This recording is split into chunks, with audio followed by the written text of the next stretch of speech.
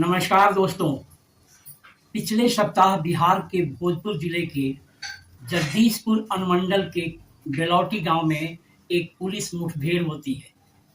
इस मुठभेड़ में गांव का निवासी भरत तिवारी को गोली लग जाती है और अस्पताल ले जाने के दौरान उनकी मृत्यु हो जाती है। पहली नज़र में यह घटना भी वैसे ही लगती है जैसे आजकल उत्तर प्रदेश और बिहार में अक्सर सुनने को मिल जाती है। पुलिस कहती है मुठभेड़ हुई, आरोपी मारा गया, मामला खत्म। न्यायालय की जरूरत ही क्या है, जांच की जरूरत ही क्या है, फैसला तो अब मौके पर ही होने लगा है। दोस्तों, मैं यहाँ साफ कर देना चाहता हूँ कि चाहे भरत तिवारी हो, कोई यादव हो, कोई कुशवाहा हो, कोई दलित हो, कोई मुस्लिम हो या कोई अन्य व्यक्ति, बिना न्यायिक प्रक्रिया के किसी भी व्यक्ति की मृत्यु गंभीर प्रश्न खड़े करती है। मैं ईश्वर से प्रार्थना करता हूँ कि उनके परिवार को यह दुख सहने की शक्ति दे। मैं रमाश्रय सिंह आप सभी का आपके अपने चैनल रमाश्रय वॉइस पर स्वागत करता हूँ। चैनल को सब्सक्राइब कर लीजिए और वीडियो को अंत तक जरूर देखिए, क्योंकि आज कुछ अहम लेकिन जरूरी सवाल पूछे जाएंगे जो आपको असहज कर देंगे। दोस्तों, आपने देखा होगा कि बिहार में पिछले कुछ समय से एनकाउंटर की घटनाएं बढ़ी हैं। मंचों से दहाड़ कर कहा गया कि अपराधियों को बख्शा नहीं जाएगा।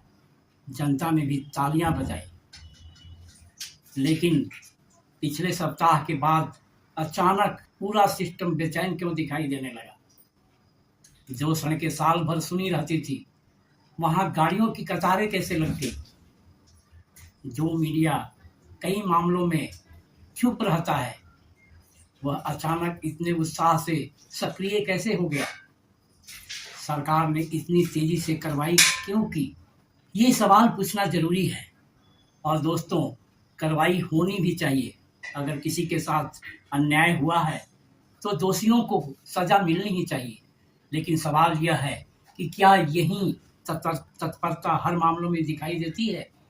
जब किसी गरीब दलित की मौत होती है, जब किसी पिछड़े वर्ग के युवक की संदिग्ध परिस्थितियों में जान जाती है, जब किसी अब्दुल, किसी यादव, किसी कुशवाहा या किसी अन्य वंचित परिवार का बेटा मारा जाता है, तब इतनी भीड़ क्यों नहीं जुटती, तब इतने कैमरे क्यों नहीं पहुंचते, तब इतनी बहसें क्यों नहीं होती, तब इतने ट्वीट क्यों नहीं आते।